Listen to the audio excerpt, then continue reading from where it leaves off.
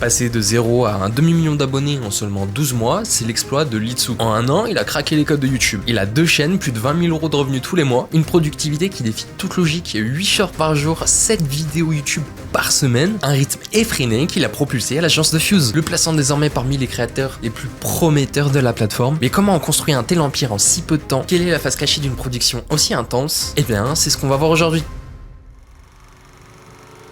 Salut Litsu, j'espère que tu vas bien. Salut! Ouais, ça va bien et toi? Bah ça va bien, nickel. Écoute, c'est un plaisir de te recevoir du coup sur ce podcast. Ouais, let's go. Pour la petite anecdote, on l'a déjà tourné, mais malheureusement il a oublié de l'envoyer, donc on a perdu les rushs. J'ai fait des bêtises.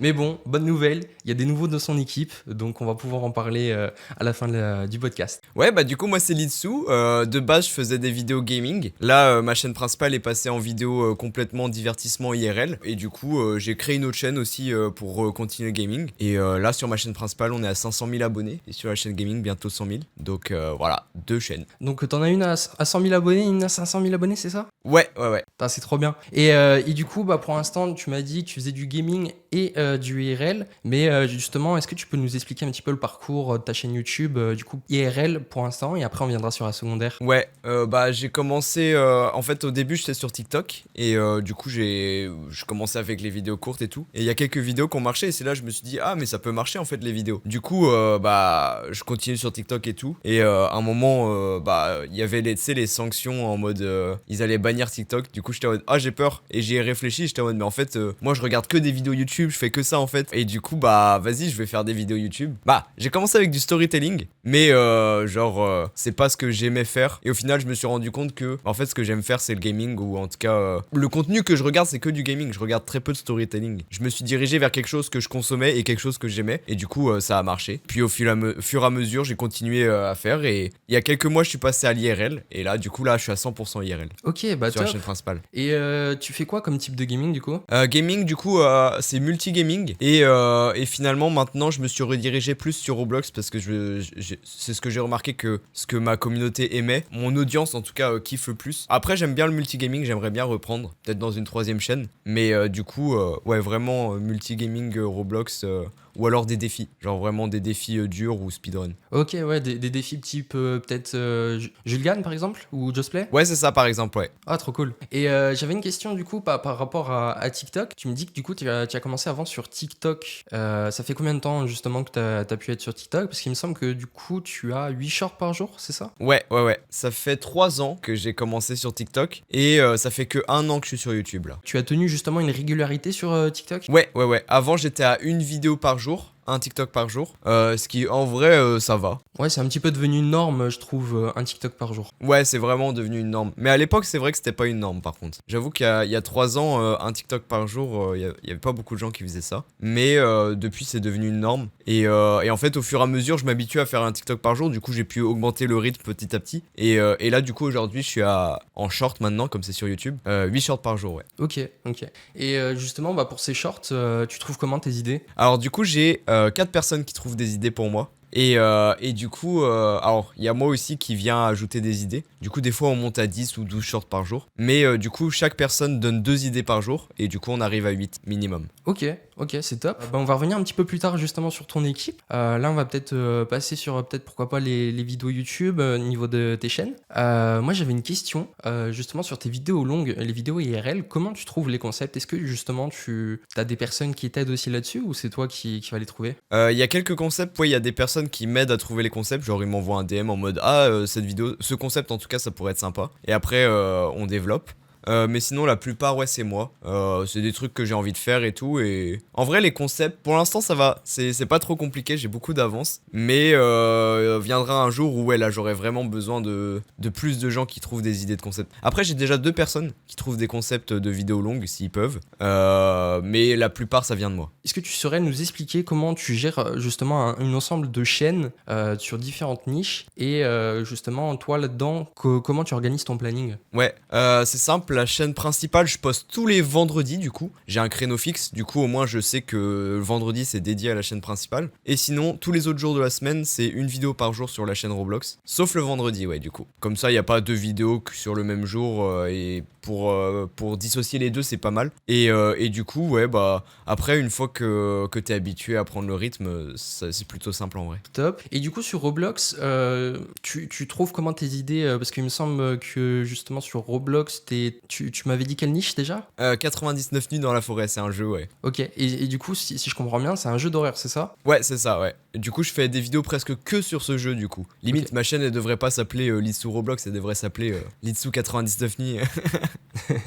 Et ok, top. Et du coup, tu fais une vidéo par jour. Bah, du coup, t'en as 6 par Ouais, semaine, c'est par ça? semaine, ouais. Ok. Et comment tu fais pour trouver toutes ces idées à peu près? Bah, en vrai, le jeu est riche et en fait, à chaque fois, c'est des défis. Du coup, je prends une contrainte. Bah, je suis en mode, vas-y, je finis le jeu sans sauter ou des trucs dans le genre. Et du coup, en fait, en partant de ce principe-là, c'est super facile. Tu prends n'importe quelle contrainte, hop, ça fait une vidéo. Et en plus de ça, le jeu, il m'aide pas mal parce que tous les samedis, il fait des mises à jour. Du coup, dans la semaine, il y a au moins 2 vidéos par semaine qui sont dédiées à la mise à jour en mode, je sais pas, le jeu rajoute un nouveau monstre, bah, je vais tester tous les trucs possibles sur lui. S'il rajoute des nouvelles mécaniques, je fais des vidéos sur les mécaniques. Du coup, ouais, en vrai, c'est plutôt simple à innover. Mais après, c'est vrai que j'aimerais partir dans d'autres jeux et tout. Parce que, imaginons le jour où le jeu meurt, bah, il y a plus de chaîne. Ouais. Mais c'est compliqué. du coup, pour l'instant, ouais, c'est vraiment. Je fais tous les trucs possibles du jeu. Un peu comme la salle sur GTA, quoi, tu vois. Ça va, j'espère que t'en es pas venu à compter les arbres. Ouais, pas pour l'instant. Mais Ok. le jour où je fais ça, ça veut dire qu'il n'y a plus de concept, quoi. Et j'avais une question du coup par rapport au jeu, comment tu l'as découvert? Est-ce que t'es tombé au bon moment à peu près quand il est sorti ou c'était un petit peu nouveau? Par chance, ouais. Parce qu'en gros, j'ai mon petit frère qui a joué au jeu, il m'a dit oh il est cool ce jeu et tout. Et c'était vraiment au moment où le jeu était en train de. Il avait pas encore explosé. Du coup, moi je fais ah vas-y, je fais une vidéo dessus. Et j'ai été un des premiers à faire des vidéos dessus. Et alors, j'avais pas encore le monopole. Mais du coup, après, je suis en mode, bah attends, y a tout le monde qui fait des vidéos sur les brainrot. Et brainrot, vraiment, ça, je veux pas, c'est de la merde, quoi. Genre. Et je me dis, j'aime bien ce jeu Roblox. Je sais qu'il y a une communauté de fous, de gens qui. Il y a une demande de public énorme. Genre, il y a personne qui fait de vidéos et. Genre, il y a trop de demandes. Et du coup, je me suis dit, vas-y, je fais que sur ce jeu et. Oh, tellement bon choix. Trop cool. Et bah comme quoi l'importance d'avoir un petit frère qui joue à Roblox, hein. Ouais. Non, mais en fait, le plus important, c'est pas de juger les jeunes générations. C'est essayer de comprendre, tu vois. Parce que j'aurais pu regarder son jeu en mode ah c'est de la merde ça, joue à des vrais jeux. Je vois tellement de gens dire ça, tu vois, à des gens qui jouent à Roblox et j'aurais fait ça, je serais pas riche. C'est-à-dire que tu gagnes ta vie justement avec ta chaîne Roblox? Ouais, la chaîne Roblox est vraiment là pour gagner de l'argent. Surtout, en fait, on l'a pas dit avant, mais du coup la chaîne Roblox sert à financer les projets sur la vidéo, les chaînes IRL, la chaîne IRL. Et du coup, parce que comme les vidéos IRL ça coûte super cher, bah les vidéos Roblox, ça permet de mettre l'argent, investir dans ça. Et comme j'ai pas encore beaucoup de sponsors, bah ça me permet d'investir moi-même l'argent et être libre aussi. Trop cool. Du coup, au niveau finance, par rapport aux shorts, est-ce que justement ça te permet de gagner de l'argent vu que tu trouves des idées grâce à des personnes? Les shorts, je gagne très peu d'idées parce que très peu d'idées, très peu d'argent parce que les personnes qui trouvent des idées pour moi, je paye 10 euros l'idée et en moyenne je gagne 10 euros sur un short. Je suis même des fois perdant, des fois gagnant, mais en soi, et quand un short génère beaucoup d'argent, je mets des primes. Du coup, imaginons quand le short fait 100 000 vues, je rajoute de souvenirs 10 euros en plus, du coup ils sont payés 20 euros. Et quand ça fait 1 million de vues, c'est 30 euros en plus de souvenirs. Et tu saurais un petit peu m'expliquer justement la rémunération YouTube au niveau short? Ouais, niveau short, tous les shorts sont payés par rapport à TikTok ou sur TikTok, faut que ça soit plus d'une minute. Mais par contre, la rémunération est beaucoup plus basse pour 1000 vues. Je crois qu'on est à entre 9 centimes et 11 centimes par 1000 vues. Donc très peu. Mais du coup, c'est ça, en fait, ça te permet de faire des vidéos beaucoup plus courtes, mais derrière, envoyer vraiment du contenu et de faire de la quantité. C'est ça quoi. exactement. Alors que sur TikTok, si tu veux gagner de l'argent, t'es obligé de faire que des vidéos d'une minute. Et en vrai, c'est du travail. Tout de suite, il y a du montage. Tout de suite, c'est beaucoup plus long. Alors que des vidéos de 5 secondes, bah tu peux enchaîner. Parce qu'il me semble que c'est toi qui fais tes montages, ça, sur tes shorts verticaux. Ouais, c'est moi qui fais tous les montages. Ouais. C'est quoi un petit peu l'erreur que tu faisais au début de ta chaîne YouTube, par exemple? Quel genre d'erreur? Parce qu'en vrai, on en a fait plein. Je sais pas, toi, l'erreur qui t'a marqué. Une erreur qui m'a marqué, ouais, une fois, en fait, j'avais mon planning de vidéos et il y avait une vidéo longue qui était prévue, c'était une vidéo Mario Kart avec Stunzo et tout. Et genre, j'ai pas eu le temps de feedback, mais d'habitude, ça se passe toujours bien et du coup, je suis en mode, vas-y, je feedback pas, on poste tout de suite, j'ai confiance. Parce qu'il y a jamais eu de problème avec le monteur. Et comme par hasard, c'est sur cette vidéo où vraiment, c'était le pas le pire montage, mais les pires erreurs de montage et tout possible. En fait, maintenant qu'on monte les vidéos gaming, le plus important c'est la compréhension dans une vidéo. Que le fait que la personne comprenne le plus possible la vidéo. Et là, il y avait trop des montages, il y avait trop d'effets, trop de zoom, trop de cuts. On comprenait rien. Et si j'avais feedback, j'aurais tout de suite vu l'erreur. Mais là, du coup, j'avais pas vu et j'ai posté. Du coup, c'était dommage parce que c'était une bonne vidéo en vrai et du coup, bah, elle était gâchée, quoi. Ok, ouais, bah du coup, elle a plus bidé du coup. Ouais, bah après, Ok. elle est remontée, mais elle aurait pu faire 1 million en vrai. Ah ouais, non, c'est vrai que Ouais, c'est dommage. bah, ça aurait pu là être elle a cool. 200 000 vues, mais je sais que c'est quand même cool qu'elle ait fait 200 000 vues, c'est vraiment énorme. Potentiel gâché, c'est ça le truc dommage. Et dans ces moments-là, justement, pourquoi ne pas la supprimer et la Ah ressortir? non, ça c'est la pire erreur C'est la pire possible, ça erreur? pour moi. Ok. Ouais, pour moi, c'est vraiment supprimer une vidéo, c'est le pire truc à faire. Tu postes trop tard, tu touches plus, c'est bon. Même s'il y a des erreurs, laisse, assume. La preuve, la vidéo Mario Kart, elle a flop de fou au début, elle était 10 sur 10. J'étais en mode, ah la merde. Sauf que 40 jours plus tard, elle est remontée. Elle a gagné 50 000 vues d'un coup. Et je crois 300 jours plus tard, presque un an plus tard, elle a repris 100 000 vues. Du coup, elle était passée à 200 000. Mais d'un coup, genre la barre est toute droite et d'un coup, elle monte. C'est pour ça, faut jamais supprimer une vidéo. Tu sais jamais, elle peut remonter et tout ça. C'est vraiment une des pires erreurs à faire, supprimer une vidéo, je pense. Ok, non, c'est très bon à savoir. Moi, je voulais savoir aussi comment t'as fait pour atteindre du coup 500 000 abonnés, c'est ça, en un an? Ouais, en vrai, principalement les shorts, hein, je pense qu'il y a 100 000 abonnés, je crois de souvenir, ouais, qu'il y a 100 000 abonnés qui viennent des vidéos longues et 400 000 abonnés qui viennent des shorts. Ah, les shorts, en fait, au début, quand on a commencé, en fait, avant j'étais tout seul et d'un coup, je suis passé avec une équipe de 5 personnes qui trouvent des idées. Du coup, je suis passé à 10 idées par jour, 10 vidéos par jour, du coup. Et là, à ce moment-là, ouais, le boost, je crois que j'avais pris 200 000 abonnés en quelques mois, même pas. Et là, du coup, bah, en fait, c'est comme j'ai fait beaucoup de volume. J'ai touché énormément de gens d'un coup et du coup c'était des gens qui étaient pas abonnés. Du coup il y a eu plein d'abonnements d'un coup parce que forcément dans une journée si tu swipes et que tu tombes 4 fois sur moi t'es en mode bon bah je vais peut-être m'abonner. Et du coup là à ce moment là ouais il y avait je crois je gagnais 2000 à 3000 abonnés par jour. Et du coup c'est à ce moment là j'ai vraiment gagné beaucoup. Parce que justement il y a plein de gens qui me voyaient tout le temps. Mais maintenant je vois que ça s'est baissé. J'ai atteint un plafond de verre. J'ai touché les gens que je... Bah, j'ai touché tout le public en fait là des shorts que je faisais. Le type de shorts que je faisais en tout cas. Et là du coup on est en train de réfléchir. Bah on a réfléchi avec mon équipe pour changer d'approche. Pour toucher du coup une nouvelle audience. Parce que là du coup là les 500 000... On pense que on est arrivé à... Pas au max, mais on est arrivé à 80% de l'audience à toucher quoi. Ouais, je peux Qui comprendre. s'abonne aussi. Mais oui, c'est vrai que surtout du coup 400 000 abonnés que pour les shorts et du coup 100 000 abonnés Ouais. sur YouTube. Les 100 000, tu vas pouvoir les augmenter en fait sur du long terme. Ouais. Mais justement sur le court terme, c'est ça que tu cherches à aller chercher une nouvelle audience. Ouais, c'est ça, ouais. En fait, on l'a pas expliqué aussi, mais pour moi, le but des shorts, c'est pas de gagner de l'argent ou de gagner en nombre d'abonnés. Le plus important, en fait, c'est que les gens me voient et en fait, c'est pour le personal brand. Genre, qu'ils me voient et qu'après, genre, s'ils tombent sur une miniature de moi d'une vidéo longue, bah, ils seront en mode ah, lui, je le connais pas. Bah, si tu connais pas, tu cliques pas. Mais si tu le connais, genre, ah, je l'ai déjà vu, bah, il y a plus de chances qu'ils cliquent. Et du coup, le but, c'est que à terme, le fait que de plus en plus de gens voient ma tête et voient à peu près ce que je fais, voient mes vidéos longues et le but c'est de ramener sur les vidéos longues parce que c'est là que ça génère de l'argent en fait. Ok, ouais, non, c'est top. Et c'est là que c'est le mieux en fait aussi. Trop cool.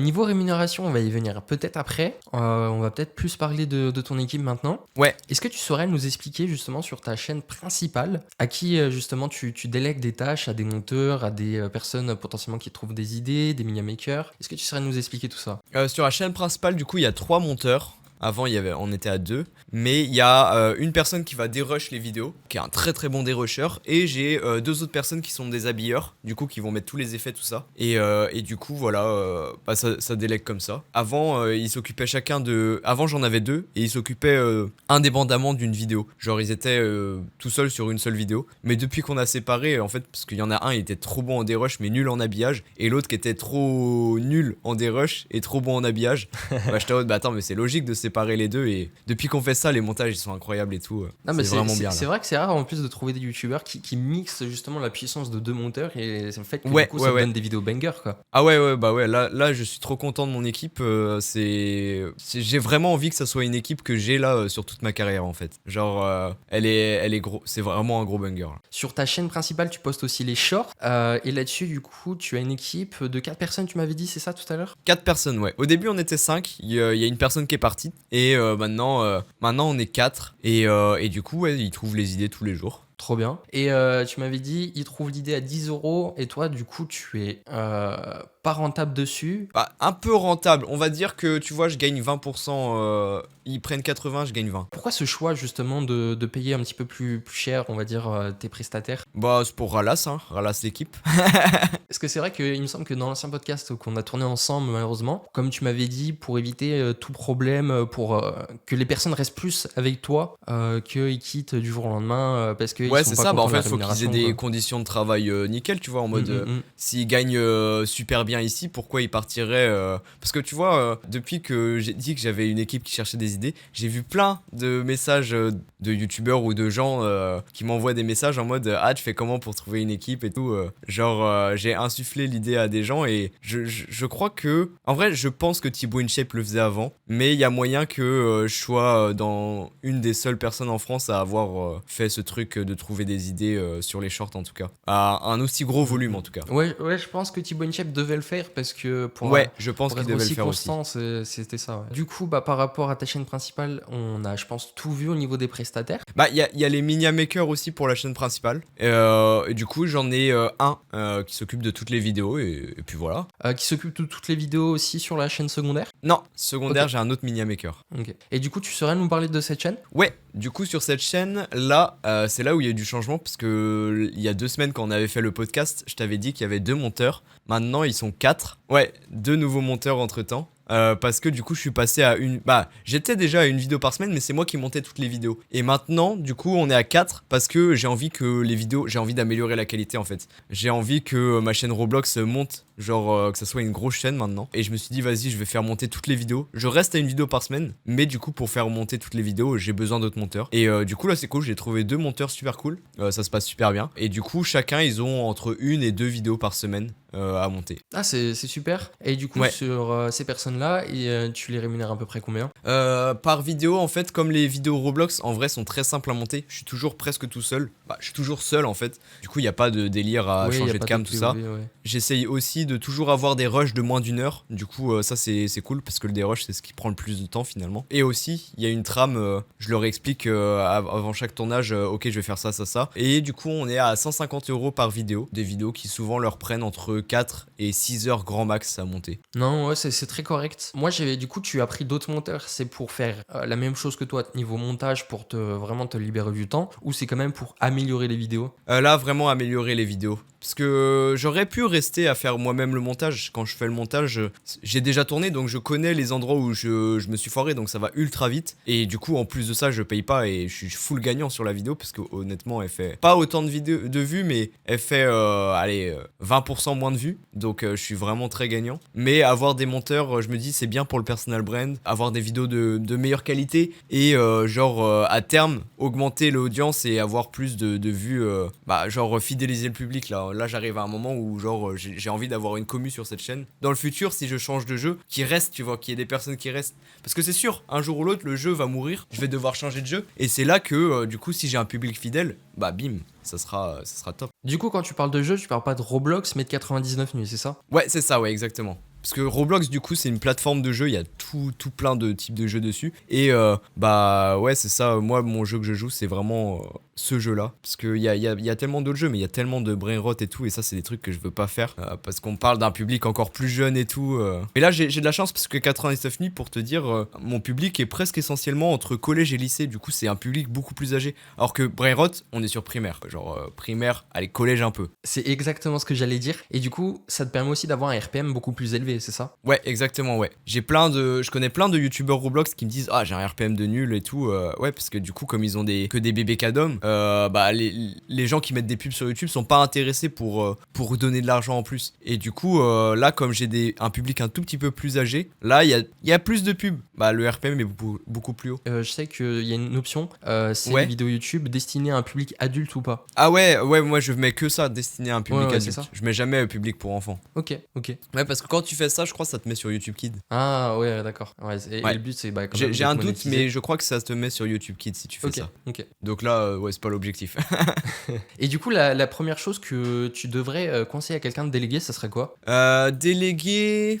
En fait, c'est dur parce que pour moi, pour déléguer, tu dois avoir un minimum de compétences. Imaginons tu veux déléguer les miniatures, bah il faut que t'aies au moins fait quelques miniatures avant ou que t'aies, allez, au moins 10 heures d'expérience. Et encore 10 heures, je trouve c'est pas beaucoup. Allez, 50 heures d'expérience pour vraiment avoir plus que les bases, genre vraiment être au courant des trucs, de la théorie, tout ça. Comme ça, après, quand tu délègues, bah t'as de l'expérience pour faire les feedbacks, tout ça. En fait, déléguer, c'est juste censé te faire gagner du temps et, si possible, avoir une meilleure qualité que toi. Et du coup, ouais, pour moi, faut vraiment, d'abord, avant de déléguer, avoir les compétences, ou en tout cas connaître. Tu peux ne pas avoir les compétences, mais au moins connaître le domaine. Parce que, imaginons, si tu délègues le montage et que tu connais rien en montage, tu vas demander des trucs au monteur, ça se trouve, ça va lui... Pour toi, c'est rien, mais ça se trouve, ça va lui prendre 10 heures en plus, quoi. Donc, il faut savoir connaître un peu le milieu, mais pour moi, ouais, les premiers trucs à déléguer, si tu fais du montage et tout, pour moi ça serait le montage, ouais. Ok.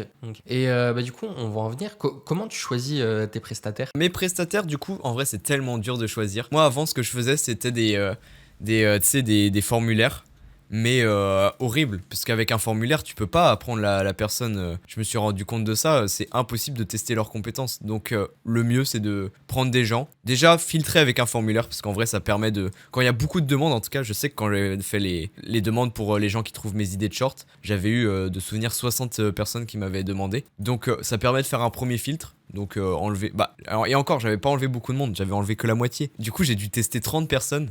Et là, du coup, faire des tests. Ouais, vraiment tester les personnes et les avoir, proches, en mode, tu vois, là, quand je les testais, ils étaient tous sur un serveur Discord. Du coup, je pouvais voir leurs messages et tout.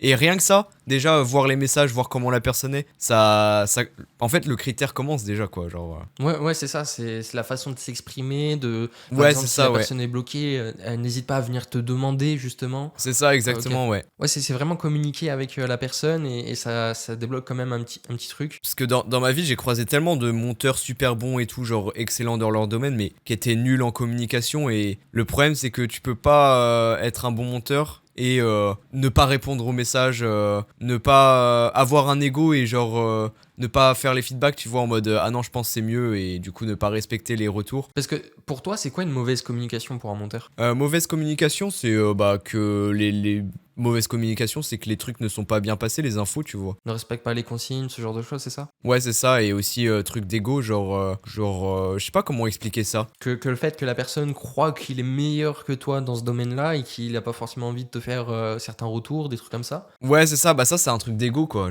Ça c'est vraiment, faut mettre de côté son ego, et ça c'est vraiment un... Il y a pas mal de problèmes comme ça des fois, hein. Mais heureusement, là j'ai vraiment une équipe, je trouve, parfaite, là, c'est trop bien, c'est incroyable. Trop cool. Et justement, là, les deux nouveaux prestataires que tu as recrutés sur ta chaîne secondaire, tu t'es basé sur quoi en fait pour les recruter? Tu les connaissais déjà? Ouais, alors souvent, en vrai, la plupart des recrutements, bah je pense que tu pourras approuver, c'est du pistonnage, hein. Genre vraiment, alors par exemple, je vais prendre l'exemple d'un des monteurs que j'ai recruté. C'est parce que je le connaissais avant, je vois ce qu'il fait depuis longtemps, mais aussi parce qu'il travaille avec des collègues que j'ai, et je sais que j'ai des retours de mes collègues qui, ils disent qu'il fait du super bon taf et tout, donc bah c'est beaucoup plus simple là. Quand forcément tu connais pas la personne et que t'as que son portfolio, c'est compliqué. Mais quand t'as que son portfolio, bah c'est déjà bien, parce que y a des trucs, des fois il y a des gens, ils ont pas de portfolio, et ça c'est encore plus compliqué. Bah Ouais, parce que tu vas un petit peu à l'aveugle, quoi. techniquement, quand il n'y a pas de portfolio, c'est impossible pour moi de prendre, en vrai.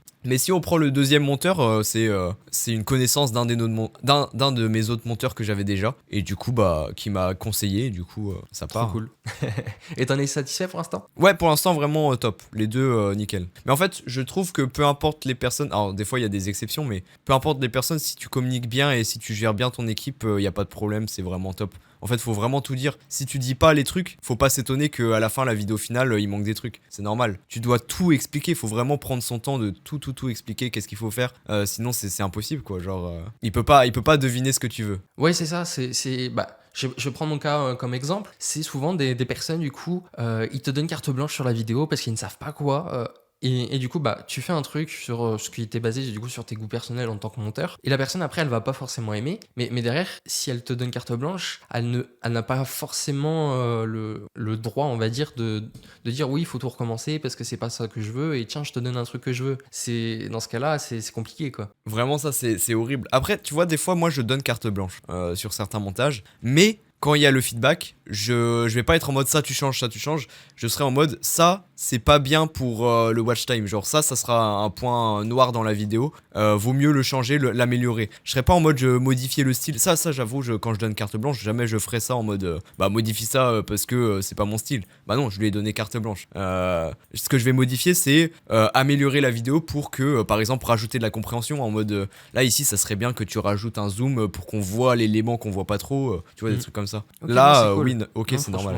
Très top. Bah franchement, je te le dis, je pense que t'es un des youtubeurs qui doivent prendre beaucoup de plaisir justement à travailler avec toi. Vraiment, c'est ce que j'essaye de faire, hein, parce que là depuis que j'ai mon monteur, tout le monde est resté jusqu'à la fin, quoi. Genre là personne n'est parti et genre vraiment j'essaye de faire en sorte que dans mes équipes ça soit le mieux possible. À chaque fois si je peux augmenter le salaire ou augmenter le prix par les vidéos, j'augmente. Même la plupart même tous mes monteurs et même les personnes qui trouvent mes idées de short ont accès à ma chaîne. Du coup ils peuvent voir combien chaque vidéo génère et tout. Donc ça c'est, je trouve, important, le truc de transparence et tout. Ok. Et maintenant j'avais une question. Est-ce que justement t'es dans une agence qui te permet de trouver des sponsors ou des idées de vidéos? Ouais, je suis à Block Media du coup. L'agence de Fuse, du coup pistonnage encore une fois. En vrai je trouve que c'est triste parce que quand t'es pas dans le milieu, c'est impossible d'atteindre ces trucs là, mais la plupart des trucs, même dans le monde du travail hors YouTube, le pistonnage c'est la base des trucs pour arriver. En fait c'est avec en te forgeant des contacts et tout que petit à petit tu arrives vers ce que tu veux. Et comment toi tu t'es forgé des contacts? Comment je me suis forgé les contacts? Tu trouves une personne, puis après tu lis des amitiés avec, et à force tu rencontres de nouvelles personnes et ça débloque des opportunités. Par exemple on s'est trop entendu avec Stunzo, Klinko, tout ça, et du coup on a fait plein de vidéos ensemble, et au fur et à mesure Stunzo, lui qui connaît Fuse, on est arrivé à faire des vidéos avec Ewen, et du coup Ewen qui est aussi directeur de Block Media, en tout cas qui a des parts dans Block Media, là c'est pistonnage beaucoup plus simple. Et même sans Ewen, avant lui il y avait Joshua qui m'avait pistonné, Joshua qui est le gars de Creator Lab, qui est une des entreprises de Fuse encore une fois. Mais c'est parce que là-bas j'avais fait des t-shirts pour eux et ça avait trop bien marché, les t-shirts et tout, et du coup il était en mode vas-y, j'ai cette agence, ok, je vais parler de toi et tout. Et du coup tu as fait des t-shirts, du coup est-ce que tu saurais un petit peu nous montrer par exemple, moi j'y afficherai à l'écran, et justement pourquoi t'as fait des t-shirts? Pourquoi j'ai fait des t-shirts? Au début c'était pour la blague, parce qu'il y avait eu une trend sur l'ordre des Chinois et tout, c'était un mème qu'on avait fait et genre c'était vraiment trop populaire, et vas-y je me suis dit vas-y on fait un t-shirt pour immortaliser le moment et tout, et ça avait super bien marché. J'ai dû passer en société à cause de ça, parce que ça avait explosé le chiffre d'affaires et tout. Alors de souvenir j'avais gagné 4000 €, mais en coût et tout, en chiffre d'affaires, j'avais gagné 22 000 ou 23 000 €, un truc comme ça. Du coup, j'ai dû passer en société directe, mais le problème, c'est que comme j'étais encore en auto-entreprise, j'ai dû payer sur le chiffre d'affaires l'URSSAF. Et du coup, horrible. J'ai eu, je crois, beaucoup trop d'impôts.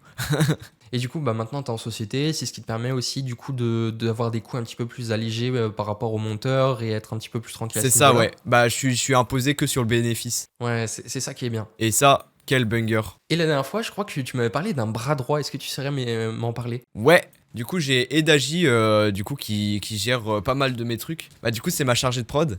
Du coup, presque tous les shorts, c'est elle qui cadre. C'est bon, en vrai, elle fait pas tout, mais il y a des vidéos Roblox qui montent et tout. D'autres plateformes qui gèrent totalement, genre elle gère complètement Spotify. Genre c'est elle qui poste toutes les vidéos sur Spotify. Spotify? Ouais, tu peux poster tes vidéos sur Spotify. Mais non. Ouais. Je ne savais pas. Du coup, c'est elle qui gère tout. Du coup, ça allège vraiment. C'est très cool. En vrai, elle s'occupe de beaucoup de choses, mais c'est pas mal de trucs où tu vois, j'ai besoin d'être à deux. Genre par exemple tous les shorts, c'est tellement mieux d'avoir un cadreur sur chaque short. Ouais, bien sûr. Et du coup grâce à ça c'est un gros banger en fait. Genre je pourrais pas faire autant de shorts sans avoir de cadreur. C'est quoi qui fait un petit peu toute la différence sur les shorts? C'est le fait que tu n'as pas peur, je veux dire, du regard des gens? Ouais, ça c'est un truc en vrai ça c'est un truc que j'ai toujours eu dans ma vie. Genre je m'en bats les couilles du regard des gens. Et mais au début je me souciais quand même un peu du regard des gens. J'étais pas totalement immunisé, normal, comme tout le monde. Même encore maintenant, je pense. Mais plus j'ai fait de shorts et plus je me suis rendu compte que, vas-y, on s'en bat les couilles. Genre, t'as 100 commentaires positifs, t'as un commentaire négatif, faut pas voir le commentaire négatif, tu t'en bats les couilles, c'est souvent, en plus, à 100% même du temps, j'exagère même pas. Les commentaires négatifs, c'est toujours des gens jaloux, genre, c'est des gens qui ont une vie de merde et qui ont rien à perdre, genre, ils s'en battent les couilles. Du coup, c'est pour ça, faut pas regarder, tu t'en fous. À la limite, si t'as une vidéo où il y a que des commentaires négatifs, oui, là, faut les écouter. Ou alors, s'il y a 50% de commentaires négatifs, oui. Mais la plupart du temps, ou même dans ma vie, j'ai jamais eu de vidéo où c'était que des commentaires négatifs ou 50% de commentaires négatifs. C'est toujours grand max 5% de commentaires négatifs, genre. Ok, bah c'est cool. Et faut comprendre que ouais, faut s'en foutre.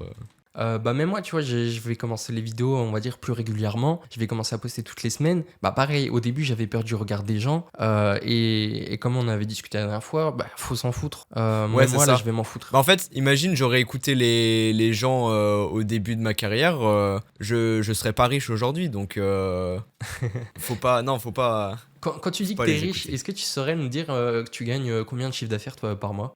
Par mois, on est entre 20 000 et 30 000 en vrai. Ok, c'est pas mal, vraiment. Ah, franchement, Ouais, bien joué. ouais. Du coup, par rapport à ça, pour 20 000 et 30 000, du coup, est-ce que tu saurais nous expliquer un petit peu les parts dans chaque truc? Genre ta chaîne Ouais, les YouTube parts. secondaire, est-ce que tu as des sponsors sur ta chaîne principale, ce genre de choses? Alors, il y a très très peu de sponsors pour l'instant. J'ai rejoint Block Media il y a quelques temps. Du coup, bah, j'espère que les sponsors vont arriver. Mais du coup, la plupart, c'est que des pubs, du coup. Ok. Ce qui est énorme. Donc l'AdSense. Ouais, c'est ça. Du coup, niveau montage, on doit être par mois. Je réfléchis parce que maintenant il y a plus de monteurs.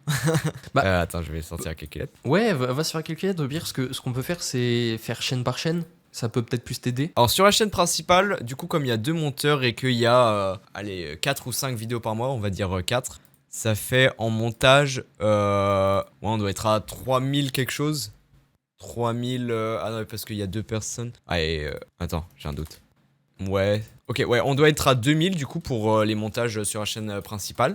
Mais pour l'instant, c'est plutôt bas. J'aimerais bien augmenter. Mais le problème, c'est que y a pas les sponsors. Et sur ta chaîne principale, t'es rentable? Non, la chaîne principale, je suis pas rentable. Ça, c'est sûr. J'en suis pas rentable. Parce que du coup, là, il y a 2000 de montage. Mais il y a, comme c'est maintenant IRL, il y a tellement de coûts. Dès que tu vas avoir des cadreurs, dès que tu vas avoir loué un studio et tout, ça coûte super cher. Donc par tournage, ça peut coûter en général minimum, mais grand minimum. Et encore, je crois, ça m'est presque jamais arrivé. Allez, 600 ou 800 euros. Mais on tourne autour des 1500 euros par tournage. Dès que tu veux un studio, des cadreurs, il faut raquer. Ouais, bah, ouais, bien sûr. Ouais. C'est normal. Et justement, la vidéo qui t'a coûté le plus cher à être produite, c'est laquelle? Elle est pas encore sortie pour l'instant. Ok. Mais c'est une vidéo qui m'a coûté 2000 euros du coup pour l'instant. Et pourtant, elle est pas si. Il n'y a pas énormément de prod. Hein. Il y avait 3 cadreurs, un studio. Et elle sort puis voilà. quand? Elle sort en mai, je crois. Donc c'est dans très En mai. longtemps. Oui, effectivement, J'ai c'est dans très beaucoup longtemps. d'avance sur les vidéos. Ça, c'est top. Et justement, comment tu fais pour avoir de l'avance si tu te dis que ça va marcher, tu te bases pas sur des trends et tu te bases justement sur Non, sur ce en que fait, tu la connais? plupart des vidéos sont intemporelles, en fait, sur la chaîne principale, donc il n'y a pas de problème. C'est sur la chaîne Roblox où là, comme c'est le jeu qui évolue, mes vidéos dépendent du jeu, là, c'est plus temporel et du coup, il y a des vidéos que je dois sortir le plus vite possible. Par exemple, si une mise à jour sort, je dois la sortir, la vidéo, je dois essayer de la sortir le jour même ou le lendemain au grand max. Ok. Et comment tu définis une vidéo intemporelle? Intemporel pour moi, c'est qu'il n'y a pas de truc imaginons, t'es un youtubeur niche politique. Pour moi, là, ça sera temporel parce que s'il y a les élections du moment, tu dois faire des vidéos sur les élections du moment et tout ça. Ou alors un youtubeur, imaginons Hugo Décrypte, il fait que sur les actualités maintenant. Alors que un youtubeur genre Nota Bene, qui fait des vidéos sur l'histoire, c'est intemporel. Il peut faire une vidéo de la Seconde Guerre mondiale aujourd'hui, comme dans 2 ans, elle fera le même nombre de vues. Pour moi, c'est ça une vidéo intemporelle. Non, c'est très bon à savoir, je pense. Pour les personnes qui nous regardent, c'est un très bon point à savoir. Et peut-être, maintenant, pourquoi pas, si une personne a envie de débuter, qu'est-ce que tu pourrais lui conseiller? En vrai, moi, il y a un truc que j'aime trop, c'est une étude qui a été faite par un prof de photo à une université.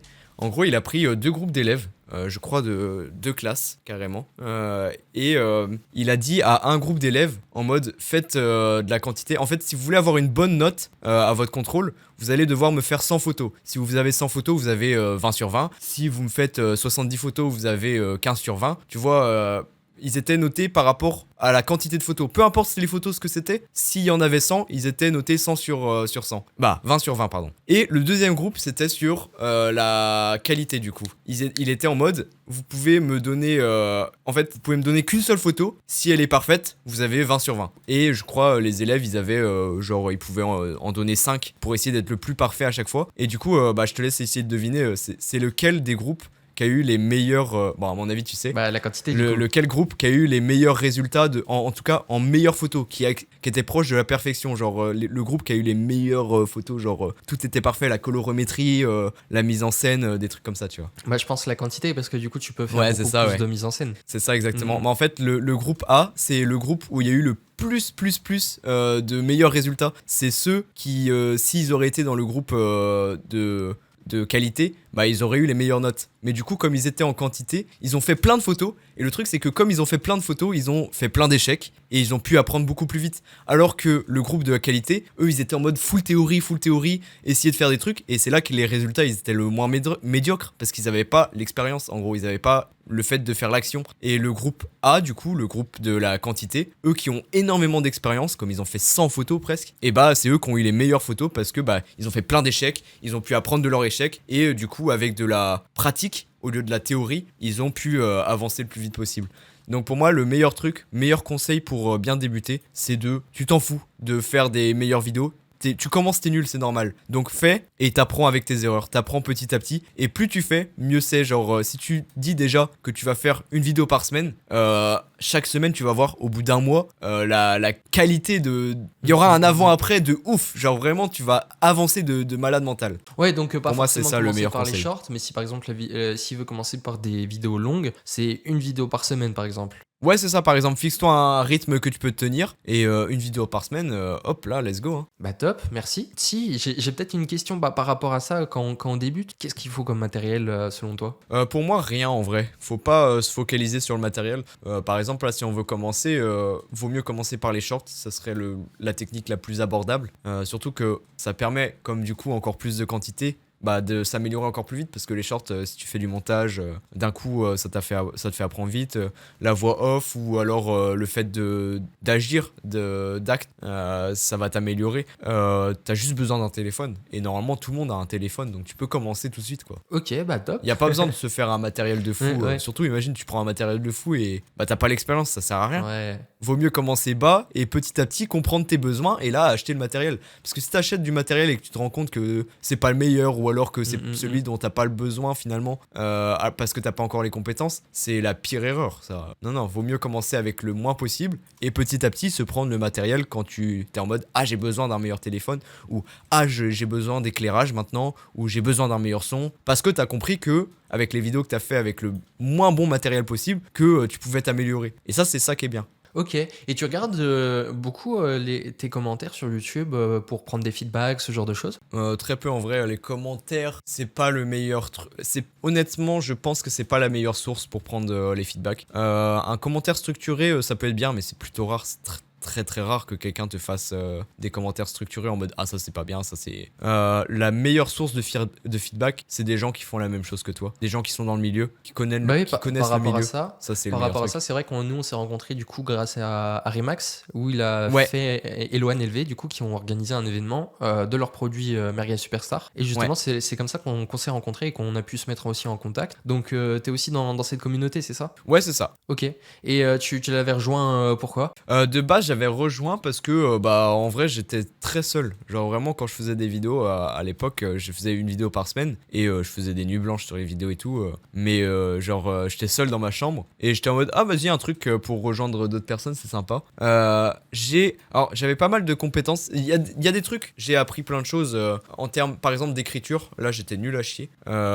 J'avoue que MS avant le produit était pas ouf pour apprendre, mais bien pour trouver d'autres gens qui font la même chose que toi. Ça, c'était trop bien. Maintenant, je sais pas, parce que du coup, comme je regarde plus trop, je suis sûr que ça s'est amélioré parce que je vois qu'il y a plein de trucs pour améliorer certaines compétences. C'est 100 fois mieux qu'avant, ça c'est sûr. Mais j'avais rejoint pour trouver des gens qui faisaient la même chose que moi. Et c'était trop bien parce que du coup, au début, on avait fait j'avais trouvé des gens, on avait fait une team, on avait fait un Discord hors MS.